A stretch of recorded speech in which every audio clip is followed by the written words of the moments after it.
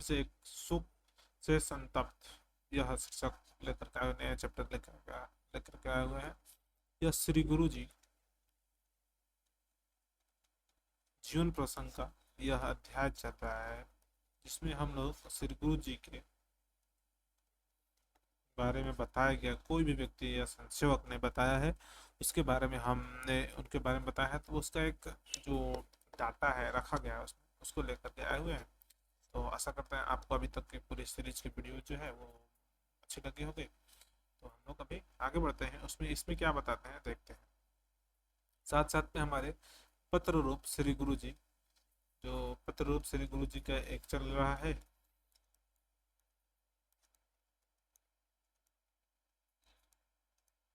पत्र रूप श्री गुरु जी करके एक अलग से ये सीरीज चल रही है, जिसमें आप जिन पत्र द्वारा उनके द्वारा पत्र लिखा गया पत्र आप पढ़ सकते हैं, देख सकते हैं और सुन सकते हैं, ऑडियो बुक में भी मिल रहा है। लेकिन उसके लिए आपको हमारी ज्वाइन मेंबरशिप में आकर के ज्वाइन करना पड़ेगा, और वहाँ से आप उसको अच्छे से सुन सकते हैं, यानी ऑडियो बुक में, और उसका भी आपको ई बुक मिल सकता है।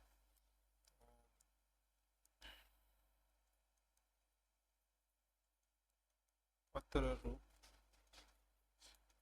श्री गुरु जी,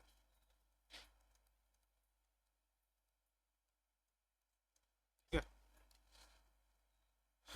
उनका रिश्ता हृदय, हिंदुत्व जागरण और समाज जागरण संगठन, देशभक्ति, चरित्र निर्माण, नैतिकता, शिक्षण, धर्म प्रचार और राष्ट्र के हितकारी कार्य, अपने राष्ट्र की अखंडता, एकात्मता, आध्यात्मिकता, संरक्षण, संपोषण होता तो ऐसे महान कार्य भारत की भूमि पर जिन कोने में जिनके द्वारा भी होता रहा है, उन महात्मा के प्रति श्री गुरु जी के हृदय में बहुत सम्मान रहता है, और निकट आ जाने के बाद उनके प्रति भी स्थापित हो जाती है। श्री गुरु जी की ऐसी ही प्रगाढ़ प्रीति श्री पदोदार जी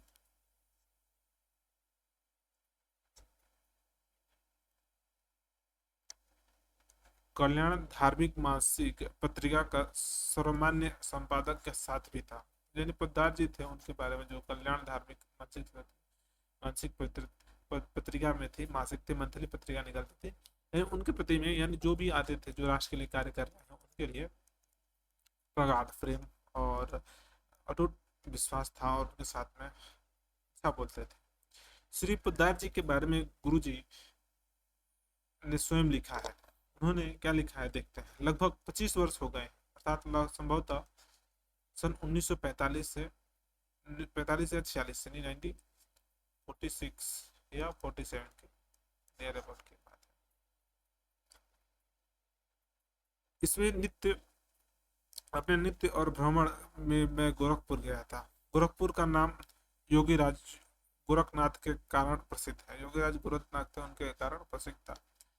उन महायोगी के कारण पुनीत बने समाज के देखने के इच्छा थी वह पूर्ण कर सका, और उसके दर्शक उस दर्शन से हृदय के पवित्र भावना का भाव अनुभूति कर सका।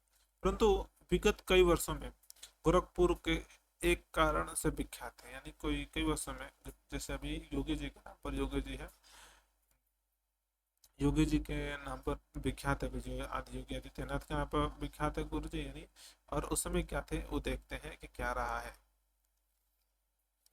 वह है श्री गीता प्रेस, यानी गोरखपुर में गीता प्रेस भी अभी उसको कई सारे बड़े बड़े पुरस्कार भी मिले हैं गोरख गीता प्रेस को, जो वर्ल्ड में जो शांति के लिए काम करते हैं, तो उसके लिए भी पुरस्कार गीता प्रेस को मिले थे। उसमें प्रकाशित मासिक कल्याण और अन्य धर्म ग्रंथ एक प्रतिष्ठान, जहाँ से नाम मात्र मूल्य का श्रेष्ठता अन्य ग्रंथ उपबंध किए जा रहे हैं, अब कैसा है, उसके कौन चलाता है, इन बातों पर कौतूहल हृदय में बहुत समय से था।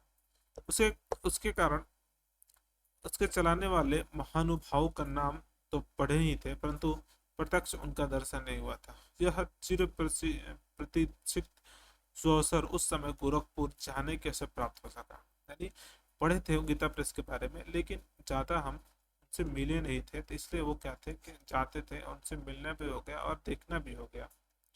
मेरे सहयोगियों में श्रद्धेय श्री भाई जी यानी पोद्दार जी से मिलने की योजना बना रहे थे। ठीक समय पर मैंने उनके दर्शन का सौभाग्य प्राप्त किया। एक मध्यम कद के प्रसन्न वदन मूर्ति मेरे सम्मुख उपस्थित हुआ। सौम्यता, माधुर्य उसके शब्दों में टपकते थे। प्रत्येक शब्द में धर्म के प्रति अपार श्रद्धा, समाज के प्रति करुणा भाव, प्रखर राष्ट्रभक्ति और सबकी महान प्रेरक श्री भगवान श्री चरण कमलों का प्रगाढ़ व्यक्ति के भिन्न व्यक्ति हो रहे थे। इसके पश्चात मैंने अनेक बार उनके दर्शन किए। वर्तमान परिस्थिति धर्म श्रद्धा का हर्ष, नीतिमता का हर्ष, विशुद्ध राष्ट्र भक्ति की न्यूनता, अपने समाज की विभिन्नता और अपने परिणाम स्वरूप अविवेक की प्रबोध प्रदुभार इत्यादि महत्वपूर्ण विचारों पर उनके प्रौढ़ विचार सुने। समाज की क्या क्या जो शुद्धियां हैं, क्या क्या भ्रामक चल रहे हैं, उनके बारे में कुछ विचार बताए थे। भगवत गो भक्ति का संरक्षणात्मक उनके शब्द शब्द में होता हुआ अनुभव किया। गोवंश की हत्या, उनकी दुर्दशा से वे अति व्यथित रहते थे। भिन्न भिन्न साधु महात्माओं से वो अपने अपने अलग मार्ग से चलने देखा और उसमें संपूर्ण समाज की उन्नति हेतु सामंजस्य की न्यूनता को देखकर वे व्यथित तथा चिंतित थे। व्यक्ति ने व्यथित यानी चिंतित थे और कुतूहल थे।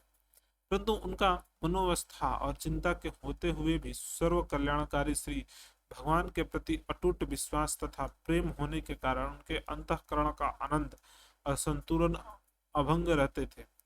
यह सब मेरे लिए उपकारक अनुभव होता रहता रहा है। उनके जीवन से श्री गीता के ज्ञान कर्म भक्ति का एक रस बोध प्राप्त करना और के अल्प ग्रहण शक्ति के अनुपात से मेरा सौभाग्य है। सत्य साहित्य प्रकाशन, गोरक्षा आंदोलन, विश्व हिंदू परिषद, कल्याण आश्रम, प्रयाग कुंभ के अवसर पर विकटाट हिंदू धर्म सम्मेलन जैसे अनेक कार्यों में श्री गुरु जी तथा श्री पोद्दार जी के पारस्परिक सहयोग सदैव रहता था। गोरक्षा आंदोलन के बाद श्री पोद्दार जी कुछ रुग्ण हो गए थे, यानी तबीयत खराब हो गई थी। परंतु 1970 में उनकी रुग्णता बहुत बढ़ गई, यानी 1970 के आसपास में रुग्णता बढ़ गई। श्री गुरु जी समय समय पर श्री पोद्दार जी के स्वास्थ्य संबंधित समाचार मांगते रहते थे, पर अंततः 22 मार्च 1971 को श्री पोद्दार जी के इस लोक से महाप्रस्थान कर दिया। इस समाचार को सुनते ही श्री गुरु जी ने शोक संदेश भेजा। कल रात्रि में आकाशवाणी में श्री श्रद्धेय भाई जी के पार्थिव देह त्याग कर भगवान चरणों में विलीन होने का समाचार प्रस्तुत किया गया। मैंने रात को वो आकाशवाणी में सुने कि ये भगवान भाई जी का स्वर्गवास हो गया। यह धक्का देने वाला वृत्त मुझे बतलाया गया। श्री भाई जी का जीवन इतना पुनीत, राष्ट्रभक्ति, धर्मनिष्ठा, परमात्मा श्री कृष्ण रूप में उत्कृष्ट अविचल भक्ति के ओतप्रोत था कि उनका इहलोक में गमन परम सौखमय चिंतन जनक भवन लोकों से प्रवेशक तथा श्री भगवत साधिनित्य के चिर निवासी के रूप में ही हुआ है। यह मेरा श्रद्धा है। परंतु श्रद्धेय श्री भाई जी श्री हनुमान प्रसाद जी की पवित्र स्मृति के संतत संबंधन है। भक्त हृदय श्री पोद्दार जी के प्रेम जी की ऐसी चाह थी कि उनकी स्मृतियों में एक संकलन का प्रकाशन श्रद्धाचरण स्वरूप दिया जाए। अतः श्री गुरु जी भी सहयोग के लिए प्रार्थना की गई थी। इस प्रार्थना में श्री गुरु जी के कोमल हृदय की पीड़ा भी श्री प्रदान की। श्री गुरु जी ने उत्तर स्वरूप लिखा, श्रद्धेय भाई जी के नश्वर शरीर का त्याग कर भगवान सानिध्य प्राप्त किया और इसकी पावन स्मृति में एक श्रद्धांजलि ग्रंथ के रूप में कुछ शब्द सुमन अर्पण करने के निश्चय होकर इस संबंध में मेरे पास भी पत्र आया है। यानी उनके बारे में बता रहे हैं, गुरु जी पत्र लिखते हैं। पर मेरी बहुत बड़ी कठिनाई है कि जिसमें संबंध में मेरे मन में अपार श्रद्धा है, प्रेम होता है। उनके वियोग होने से पर हृदय पर गहरा आघात होता है। और यद्यपि मैं उनके कर्तव्य करता रहता हूँ, पर वह घाव रिश्ता ही नहीं है। यानी यह घाव यही दिखता है कि यह घाव रिश्ता ही रहता है। यानी जब कभी उनके विषय में सोचने कहने का प्रसंग उपस्थित होता है, उस घाव की वेदना हृदय हो उठती है। फिर शब्द सूझते नहीं, विचार कुंठित हो जाते हैं, मन पर और अवर्णीय व्यथा से अभिभूत हो जाता है। आपका पत्र आने पर मेरी ऐसी ही असहनीय पीड़ा का फिर जागरण हुआ। इसके प्रेम इसके प्रेम से, आशीर्वाद से कार्य करते समय निश्चिंतता तथा उत्साह का अनुभव करता है। वे जब प्रत्यक्ष दिखाई नहीं देंगे, यह सोचकर मन बेचैन हो उठा है। अशरीरी अव्यक्त स्वरूप में अपना प्रोत्साहन और आशीष वे दे ही रहे हैं। यह सत्य देते हुए यह देहधारी के लिए इस विचार को संतोष देना होना कठिन है। इस कारण मैं अब सबसे क्षमा याचना करता हूँ। संभव है कि कुछ और समय बीतने पर मनोभाव पर इतना निश्चयता कर सकूं कि अंतःकरण के भाव शब्दों को उतार कर श्रद्धेय भाई जी की स्मृति में उन्हें अर्पण कर सकूंगा। आज जो श्री भाव वेग अति प्रबल है, विचार शब्द बिल्कुल अवरुद्ध है। क्या करूं, बार बार क्षमा याचना करता हूँ। शीत ऋतु में श्री गुरु जी का अखिल भारतीय भ्रमण चल रहा था। प्रहलाद जी के निधन के 10 माह बाद 4 जनवरी 1972 में श्री गुरु जी गोरखपुर का आगमन हुआ। मेरे आवास स्थान पर श्री गुरु जी के ठहरने की व्यवस्था थी, परंतु प्रातः काल स्टेशन पर मैंने घर पहुंचने पर श्री गुरु जी संघ के स्थानीय कार्यकर्ताओं के साथ चाय पी रहे थे। संपूर्ण दिवस के कार्यक्रम की जानकारी प्राप्त करने के बाद चाय पीते पीते श्री गुरु जी ने पूछा, क्यों क्यों बाला बाबू, श्री भाई जी के समाधि पर पुष्प चढ़ाने के लिए गीता वाटिका ये तो चलना है ना? तो उन्होंने कहा कि हाँ, भाई जी के समाधि पर पुष्प चढ़ाने के लिए जाना है।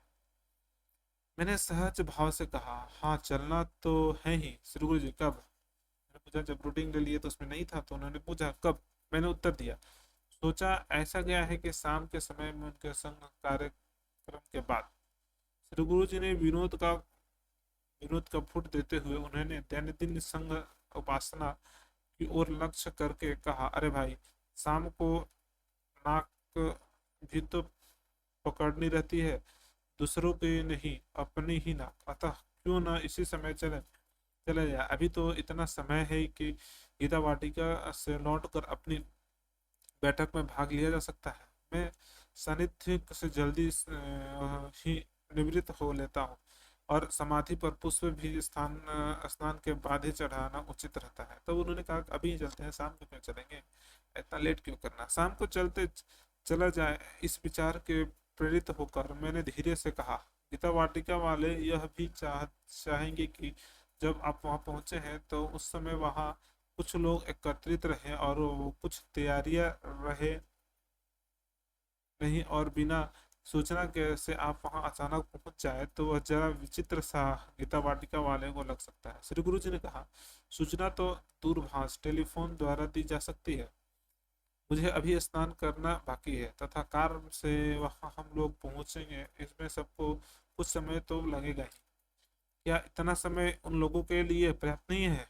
कुछ पुष्प इकट्ठा कर लेने के लिए नहीं तो कुछ पुष्प हम लोग ही यहाँ से ले लेते हैं। यहाँ तक लोगों को एकत्रित करने की बात है, उसकी आवश्यकता ही क्या है? मुझे तो उन हुतात्मा के प्रति अपनी आंतरिक श्रद्धा के कुछ पुष्प चढ़ाने हैं। ऐसी आचरण के समय लोगों को एकत्रित करने या होने की जरूरत ही नहीं है। तो उन्होंने कहा कि पुष्प चढ़ाना है तो मेरे को मतलब ही नहीं है, तो पुष्प हम चढ़ाएंगे। और जाना है, मिलना है, लोगों से क्या एकत्रित करना है, इसकी कोई जरूरत नहीं। श्री गुरु जी के प्रदर्शन तथा प्रसिद्धि पराक्रमता देखकर मैंने मन ही मन विनीत हो रहा था। उसके अतिरिक्त उनके हृदय की श्रद्धा भावना को संध्या के पर समय उस पर विलंब संभवतः सहृदय नहीं, उसके सानिध्य के शीघ्र ही विनिवृत्त होकर वे गीता वाटिका गए।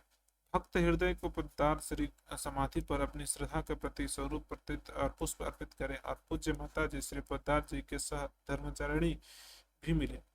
श्री पोद्दार जी नित्य सहचर सन्यासी और स्वामी श्री चक्रधर जी महाराज जी के गीता वाटिका के विराज रहे थे। श्री गुरु जी ने अपनी उनसे भी मिले तथा थोड़ी देर तक उनसे गीता प्रेस और कल्याण मासिक पत्रिका का देश में धार्मिक साहित्य की वर्तमान आवश्यकता आदि विचारों पर बातचीत होती रही। चलते समय श्री गुरु जी ने श्री स्वामी जी के प्रणाम किया।